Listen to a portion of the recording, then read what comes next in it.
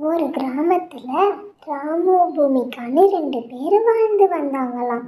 அவங்க ஒரு நாள் ஒரு காட்டு வழியாக நடந்து போகும்போது ஒரு புலிக்கிட்ட மாட்டிக்கிட்டாங்களாம்.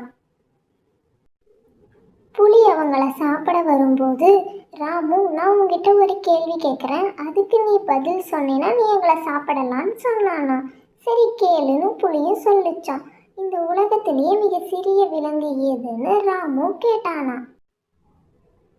அதுக்கு அந்த புலி பதில் தெரியாம முழிச்சுதான்.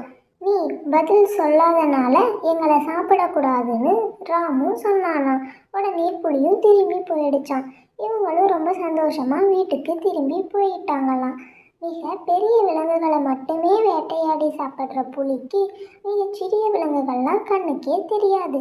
அந்த நேரத்துல சரியான கேள்வியை கேட்டதுனால இவங்களோட உயிரும் தப்பிச்சது. Thanks for watching. Please subscribe.